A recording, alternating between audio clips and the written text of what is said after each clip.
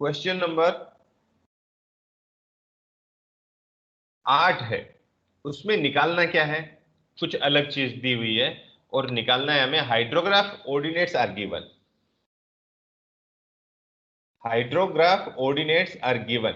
जब आप यदि न्यूमेरिकल में देखेंगे ये, तो आपको देखने से पता चलेगा कि उसका कितने घंटे का ये स्टॉर्म ऑर्डिनेट्स दिया हुआ है, ये पता नहीं चल रहा। 6 आवर लिए है, ये 6 घंटे का स्टॉर्म था या 4 घंटे का था या 5 घंटे का था या 3 घंटे का था, तो ये इसमें पता नहीं चल रहा है। कोई बात नहीं, हमें आगे देखते हैं। Area of catchment 100 square kilometre दिया हुआ है और हमें फाइंड क्या करना है, जो इफेक्टिव रेनफॉल है वो फाइंड करना है। ठीक है ना, तो इसमें हमें ईआर नहीं दिया हुआ है, ईआर हमें फाइंड करना है। और बेस फ्लो कितना दिया हुआ है, 12 क्यूमेक दिया हुआ है। Ordinate of UH unit hydrograph भी हमें फाइंड करना है। तो हम ईआर कैसे फाइंड कर सकते हैं, तो ईआर का सिंपल सा फॉर्मूला है, आप इसको याद ही कर लो तो ज्यादा अच्छा रहेगा, बहुत ही ज्यादा सिंपल सा है। वॉल्यूम ऑफ वाटर, आप ये कह सकते हो वॉल्यूम ऑफ वाटर डीआरएच, मतलब डायरेक्ट जो एक रेनफॉल की घटना होती है 3 घंटे या 4 घंटे, उससे कितना वॉल्यूम पानी का बना, तो आप कह सकते हो E R into area of the catchment. बहुत सिंपल है। जो वॉल्यूम वाटर का कितना होगा, एक्सेस या इफेक्टिव रेनफॉल है इंटू एरिया ऑफ कैचमेंट, आप मल्टीप्लाई करेंगे तो आपको वॉल्यूम ऑफ वाटर मिल जाएगा। तो इफेक्टिव रेनफॉल डेप्थ निकाल रहे हैं, तो इसमें हम यदि वॉल्यूम में डिवाइड करें एरिया को, तो हमें क्या मिल जाएगा, ई आर मिल जाएगा। तो ये यहां पे दिया हुआ है, एरिया दिया हुआ है। वॉल्यूम कैसे निकालते हैं ये देखते हैं। तो वॉल्यूम निकालने के लिए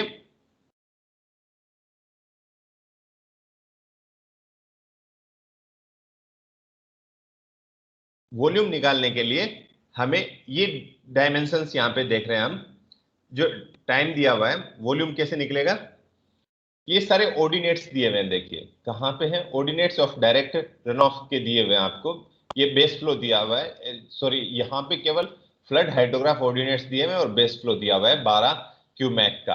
तो हमने ordinate of direct run of निकाला, यहां पे सारों को ऐड किया, तो सम ऑफ ऑर्डिनेट्स इनटू इसका इंटरवल कितना है, 0 3 3 to 6 6 to 9, तो 3 आवर्स का इंटरवल आ रहा है इसमें, मतलब 3 घंटे में ये कितना चेंज हो रहा है, तो 3 इंटू 60, तो हमने ये ड्यूरेशन ही मान लिया कि 3 घंटे का ही ड्यूरेशन हुआ है, स्टॉर्म ड्यूरेशन भी 3 घंटे ही है।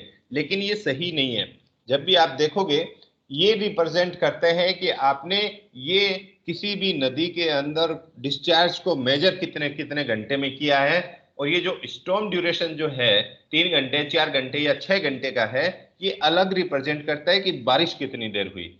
ये रिप्रेजेंट 24 घंटे कोई बारिश नहीं हुई है आपकी यहाँ पे, 0 से 3 3 से 6, यहाँ पे 4 घंटे का दिया हुआ है, तो यहाँ 4 घंटे से मेजर करना है, इट इज नॉट नेसेसरी। तो मैं ये अज्यूम मान के चल रहा हूं कि ये जो स्टॉर्म ड्यूरेशन है 0 से 3 3 से 6 3 घंटे हुए है, इंटू 60, तो ये सेकेंड्स में टाइम आ गया, 3 घंटे into minutes into seconds into sum of the ordinates. आप इसका सम करोगे, किसका सम करना है, डीआरएच का, फ्लड हाइड्रोग्राफ का सम नहीं करना है। तो सम ऑफ ऑर्डिनेट्स कर लेंगे divided by area of the catchment, जो आपको 100 यहाँ पे दिया हुआ है, देखिए आपको 100, तो 100 इंटू किलोमीटर स्क्वायर दिया हुआ है, हमें मीटर स्क्वायर में चाहिए, क्योंकि ये सारा का सारा जो फ्लड का क्यूसेक्स है वो क्यूबिक मीटर पर सेकेंड में है, तो सबको मीटर में कन्वर्ट करने के लिए 1000 इंटू 1000 करेंगे तो ये मिलियन मीटर क्यूब हो जाएगा। तो इसको 10800 into 254 divided by 100 million square metre, या दिस मच स्क्वायर मीटर, या 3 सेंटीमीटर। ये 3 सेंटीमीटर क्या निकाला है हमने, ई आर निकाला है, इफेक्टिव रेनफॉल डेप्थ निकाली है हमने 3 सेंटीमीटर। अभी ये 3 सेंटीमीटर यहाँ पे निकाल ली, हमें डीआरएच हमने जैसे बेस फ्लो निकाला, तो ये हमें डीआरएच के ऑर्डिनेट्स मिल गए। अब इनको सिंपली 3 से डिवाइड कर देंगे हम। देखिए यहाँ पे हमने 3 से 0 को डिवाइड किया 0, 22 को डिवाइड किया 3 से, तो 7.5 से ज्यादा, 7.5 7.3 लगभग, 44 divided by 3 and so on, सारे के सारे आप ऑर्डिनेट यूएच के डीआरएच डिवाइडेड बाई ईआर आपने यहां से निकाल लिया। तो ये आपको कभी कभी क्वेश्चन से हमें डेटा जनरेट करना पड़ता है, उसमें नहीं दिया हुआ होता है। मान लो जैसे मैंने ये 3 में लिखा है y3, तो आपको ये यहां से लिया है, लेकिन ये यहां से नहीं होना चाहिए। एग्जैक्टली आपको स्टॉर्म ड्यूरेशन दिया हुआ होना चाहिए और वही स्टॉर्म ड्यूरेशन लेना चाहिए, क्योंकि ये स्टॉर्म ड्यूरेशन और ये इंटरवल क्या करता है, डिस्चार्ज मेजरमेंट, फ्लो मेजरमेंट, जो फ्लो का मेजरमेंट हो रहा है उसकी इंटरवल दिखा रहा है, न कि स्टॉर्म की ड्यूरेशन दिखा रहा है। और ये वाई ऑर्डिनेट सम, ये ऑर्डिनेट का सम क्यों करते हैं, क्योंकि हमें वॉल्यूम ऑफ वाटर चाहिए। तो आप इसको जब सम कर रहे हो ऑर्डिनेट्स को, इनटू मल्टीप्लाई कर रहे हो इंटरवल से, तो आपको क्या मिल रहा है अल्टीमेटली, क्या मिलेगा। तो ये चीज एक यहाँ पे नोटिस करने लायक है। Let's go to the next level, that is the question number 10. What is given? DRH is given to you of 6 hour and effective rainfall is given of 5 centimeter in question number 10. Area of catchment is asked and ordinates of UH is asked. So area of catchment in earlier 2 examples were given, but this time we are calculating area. So utilize the same formula here, that you are calculating volume of water ER into area of the catchment. Now you are multiplying sum of the ordinates divided by the ER. ER is 5 here. So 5 divided by 100, you need to have the metric system only, meters, meter cube per second. And if something is coming down, then you should convert everything into second and meters. So this is converted. Ultimately, area is coming out this much, 7.7328 into 10 raised to the power 8 meter square. So this is meter square area is not comprehensive in our mind. So I have converted this 773.28 square kilometer. So that is what is the area. Now you have the area. What is the first question of this? And you can also calculate the 6 hourly unit hydrograph ordinates. The DRH is given to you, directly multiply, divide by 5, all the DRH ordinates, divide by 5, you will get the ordinates of unit hydrograph. Is that okay? I think you are comfortable in this numerical also. So numerical is simple. You can draw, do the calculation in tabular format, and then draw on a piece of graph or directly on a directly using ruler and pencil. Now, today we are starting some advanced things about the unit hydrograph. Till now, we have seen certain definitions, basic computations, calculations of unit hydrograph and also the various components of the hydrograph and unit hydrograph. अभी ये सीखने की कोशिश करते हैं कि ये आखिर है क्या, ऐसा क्यों कर रहे हैं। बहुत सारी दिमाग में जब यूनिट हाइड्रोग्राफ की थियोरी हम पढ़ते हैं तो समझ में नहीं आता कि रिप्रेजेंट क्या कर रहा है। जब हाइड्रोग्राफ रन ऑफ को रिप्रेजेंट कर रहा है तो यूनिट हाइड्रोग्राफ क्या कर रहा है। तो many times I repeated this, that this is characterisation of area of catchment, कि ऐसी बारिश होगी तो कितना जनरेट होगा। तो हमारे पास एक रेडी ग्राफ या चार्ट पड़ा है जो for a given duration of rainfall 5 घंटे वाला हम यूनिट हाइड्रोग्राफ हमारे पास है। तो 5 घंटे की बारिश के बाद कितना रन ऑफ जनरेट होगा तुरंत ही हमें पता चल जाएगा उससे। तो ये एक काइंड का मॉडलिंग है, एक काइंड की फिजिकल वैल्यूज से हम इसको एक एनालिटिकल टूल बना दिया है यूनिट हाइड्रोग्राफ का, जिससे कि फिजिकल वैल्यूज दिए बगैर ही केवल हमें इतना पता है कि 5 घंटे बारिश हुई है और बारिश से इतना इसका इंटेंसिटी है या इतना इसका ER है, एक्सेस जो रेनफॉल है या इफेक्टिव रेनफॉल है वो है। तो हम उससे इसके रन ऑफ या फ्लडिंग सिचुएशन को एस्टिमेट कर सकते हैं, प्रिडिक्ट कर सकते हैं। तो ये यूनिट हाइड्रोग्राफ के काफ़ी सारे एडवांटेज हैं, एनालिटिकल एडवांटेजेस हैं। लेकिन जब यूनिट हाइड्रोग्राफ ड्रॉ करते हैं तो आइडियल कंडीशन कौन सी होती है, कौन से स्टॉर्म से हम यूनिट हाइड्रोग्राफ ड्रॉ करें। तो बहुत सारे यूनिट हाइड्रोग्राफ हो सकते हैं, 2 3 10, एक ही केचमेंट के बहुत सारे यूनिट हाइड्रोग्राफ आप ड्रॉ कर सकते हो। हर हाइड्रोग्राफ, हर स्टॉर्म एक अलग हाइड्रोग्राफ आपको देगा। तो हमें कौन सा हाइड्रोग्राफ जो यूनिट हाइड्रोग्राफ है वो रखना चाहिए फ्यूचर कैलकुलेशंस के लिए for the cases of emergency. तो उसके लिए ideal storm to derive unit hydrograph is it should be an isolated storm. कौन सा स्टॉर्म होना चाहिए? स्टॉर्म का मतलब एन ए रेनफॉल इवेंट, बारिश की एक घटना। स्टॉर्म का मतलब हुआ बारिश की एक घटना। तो ये आइसोलेटेड होना चाहिए, ये कंटिन्यूअस नहीं होना चाहिए कि हमने पहले के 3 घंटे ले लिए और बारिश अभी हो ही रही है और टोटल बारिश तो कहीं 12 15 घंटे थी, तो हमने पहले के 3 घंटे की बारिश ली और उससे यूनिट हाइड्रोग्राफ ड्रॉ कर लिया। No, it should be isolated. Uniform rainfall होना चाहिए जितना हमारा कैचमेंट एरिया है। जैसे पिछले न्यूमेरिकल में हमारा 700 स्क्वायर किलोमीटर एरिया निकला था, तो उस 700 स्क्वायर किलोमीटर मतलब अहमदाबाद पूरा ले लें, हम आजू बाजू का पूरा डिस्ट्रिक्ट ले लें, तो लगभग 700 800 स्क्वायर किलोमीटर होगा। तो पूरे के पूरे अहमदाबाद डिस्ट्रिक्ट में जो बारिश हो रही है यूनिफॉर्मली हो रही है। जो ड्यूरेशन है रेनफॉल का, जो मैं कह रहा था कि आइसोलेटेड होना चाहिए, वो जो इस स्केचमेंट का टीएल जो हमने देखा था, टीएल क्या था? हाइड्रोग्राफ ड्रॉ किया था जब पीक से हेटोग्राफ के मास सेंटर के बीच की डिस्टेंस को हम बेजिन लेग या टाइम लेग बोलते हैं उसको। तो उस टीएल का 1/3 से 1/5 या 1/5 से 1/3 तक होना चाहिए।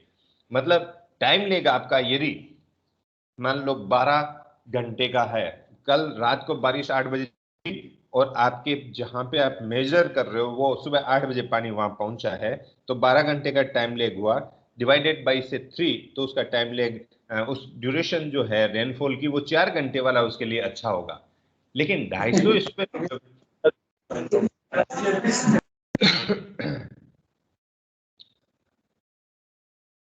तो अभी जो नेक्स्ट पॉइंट है वो भी एक देखने लायक है। थंब रूल क्या है इसका कि 250 किलोमीटर का जब कैचमेंट हो हमारा, 250 स्क्वायर किलोमीटर का मतलब अहमदाबाद से छोटा एरिया, पूरा अहमदाबाद सिटी का एरिया 25 बाई 25 यानी 625 स्क्वायर किलोमीटर है, लगभग 600 से 700 स्क्वायर किलोमीटर केवल अहमदाबाद सिटी का है। तो उससे छोटा मान लो आप, तो कौन सा मानोगे? राजकोट मान सकते हो, उतना एरिया है। पालनपुर या ऐसा मान सकते हो, महसाणा जितना एरिया मान सकते हो, पूरा का एरिया है, उसको कैचमेंट हम मान सकते हैं क्योंकि वहां पे भी बारिश होती है। तो उसके लिए एक 6 घंटे का जो स्टॉर्म हो, जो लगातार बारिश हो रही है, कभी ज्यादा कभी कम हो रही है, लेकिन यहाँ पे हम यूनिफॉर्म कर रहे हैं। आइडियल कंडीशन क्या है कि यूनिफॉर्म हो रही है बारिश, इंटेंसिटी सेम रह रही है 6 घंटे तक, और वो एक ऐसा स्टॉर्म मिल जाए तो बहुत अच्छा है। उसका यूनिट हाइड्रोग्राफ निकाल लें तो अच्छा रहेगा। जो इफेक्टिव रेनफॉल की रेंज है वो 1 से लेके 4 सेंटीमीटर है। जो एक्सेस रेनफॉल जनरेट होता है जमीन पे, वो ऐसा नहीं है कि थोड़ा सा जनरेट हुआ या बहुत ही ज्यादा जनरेट हो गया कि 10 सेंटीमीटर या 20 सेंटीमीटर जनरेट हो गया, बहुत इंटेंस रेनफॉल है, तो ऐसा ईआर हमें नहीं चाहिए। क्यों?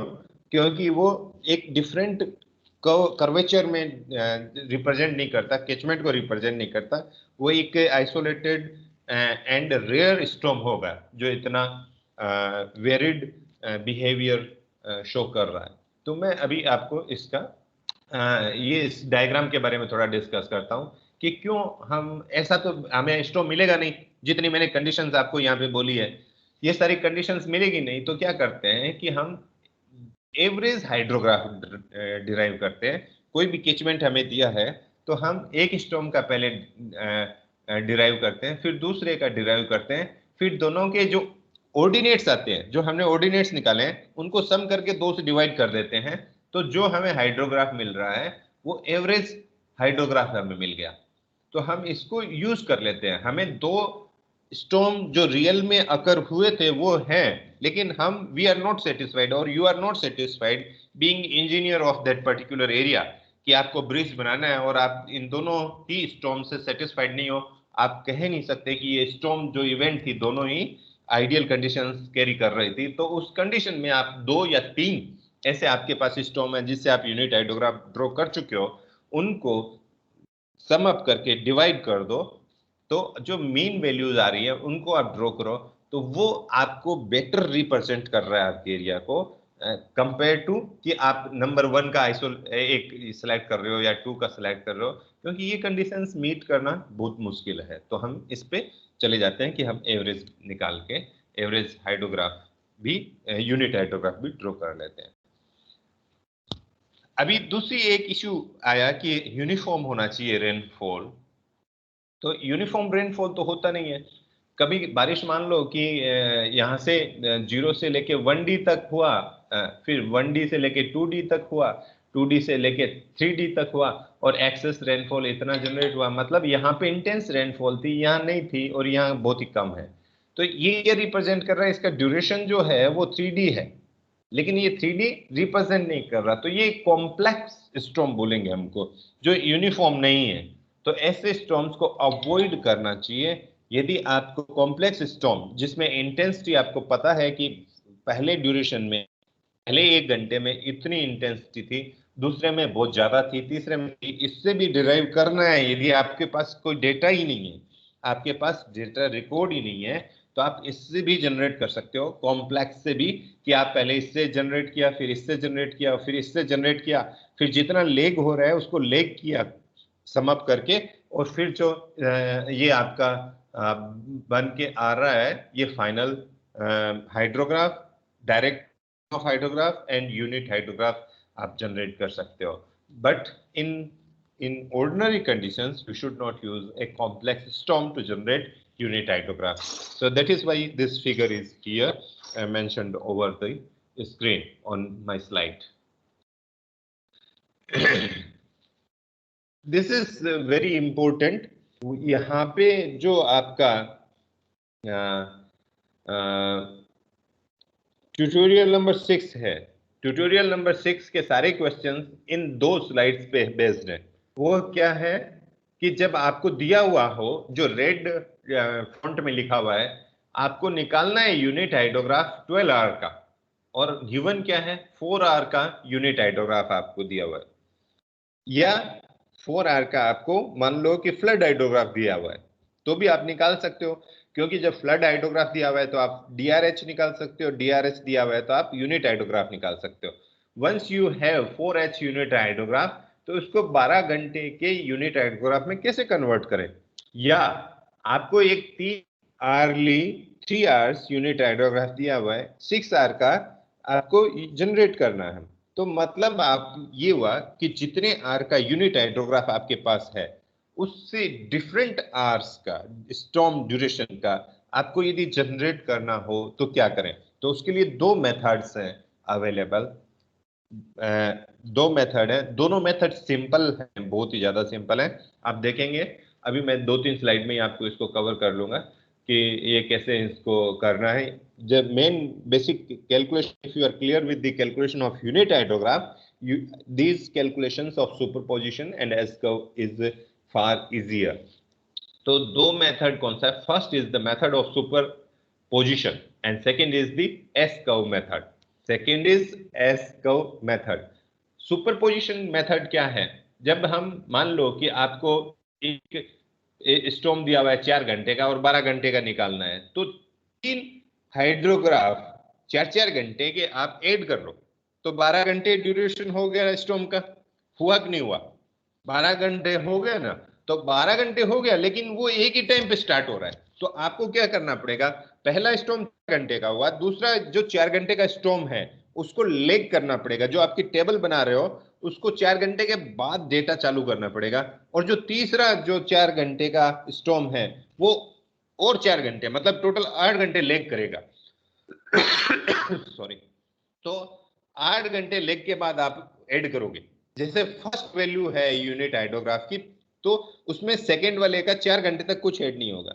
तो अभी आपको मैं दिखा रहा हूं स्पेक्टोरियल रिप्रेजेंटेशन में, जो यहां पे दिया हुआ है उसमें देखिए कि ए, बी और सी आपको लिखा हुआ है ये, और हमने क्या डेवलप किया है सुपर पोजिशन से, ये unit direct run of hydrograph of 3 centimetre. ये तीनों हैं आपके, ये तीनों हैं ABC unit hydrograph of unit hydrograph of 1 values second similar, legged by 4 hours, legged by 4 hours. 4 ये 8 से चालू हो रहा है, आप मेरी कर्सर पे देख सकते हैं। तो जैसे 0 से 4 तक का लिया हमने पहला रेनफॉल, यहाँ पे जो हेटोग्राफ बना हुआ है ऊपर का उसको ध्यान से देखना। 0 से 4 तक 1 सेंटीमीटर का यूनिट हाइड्रोग्राफ दिया हुआ है हमें, ये यूनिट हाइड्रोग्राफ हमने यहाँ पे ड्रॉ किया। फिर 4 घंटा हमने डिले किया और लेगिंग की और फिर उसको ड्रॉ कर दिया सेम कोई, मतलब सेम ऑर्डिनेट्स कोई। फिर तीसरे को और 4 घंटे, मतलब टोटल 8 घंटे ले करके ये ड्रॉ कर दिया। अब इन तीनों ऑर्डिनेट्स को हम टेबुलर फॉर्मेट में यदि ऐड कर दें तो हमें मिल जाएगा ये जो डॉटेड लाइन है ना, ये डॉटेड लाइन वाला ग्राफ या चार्ट लाइन मिल जाएगी हमें। ये यदि टेबल से हम देखेंगे, टेबुलर फॉर्मेट में डेटा को देखेंगे तो ये डॉटेड लाइन मिल जाएगी।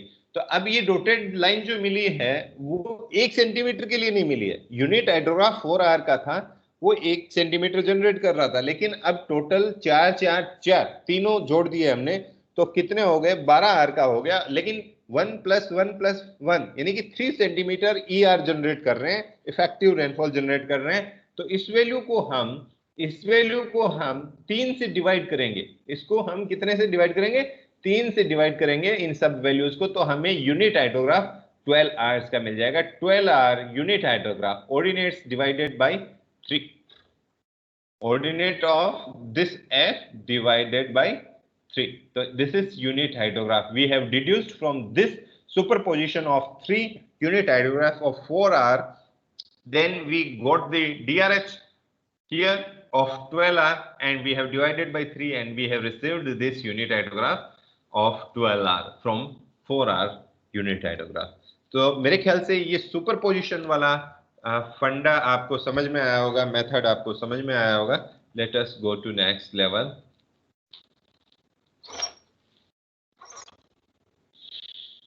Synthetic, sorry, this is not synthetic. Be very clear about it that S-curve method is not synthetic hydrographs. Synthetic hydrographs are different compared to this. This is when we change the duration of the storm.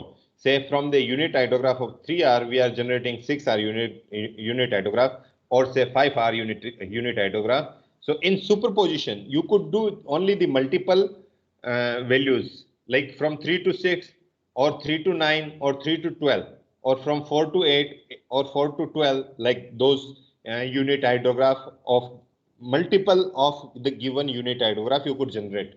In S-curve method, you could derive unit hydrograph of any duration from given unit hydrograph. How? Let's get clear about this thing from these 2 slides here.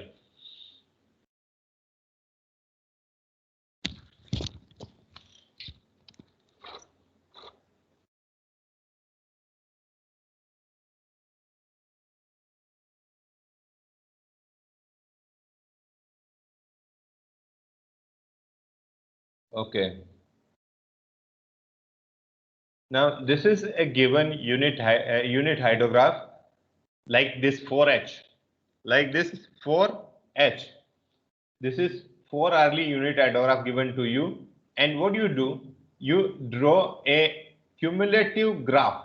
And how this could be accomplished, I'll show you through some of the calculations, that 1 centimeter, 1 centimeter, 1 centimeter each is generating like this. So S-curve is, this is because of its shape we get at the end of accumulating the values. Now this is our first initial ordinate 0, then U1, then U2, and you are adding U1 here, then U3, and you are adding to it the previous two, the cumulative values, then U4, and you are adding it to like previous 3 values, and you are going so on, adding all the cumulative value to ordinates here to the unit hydrographs.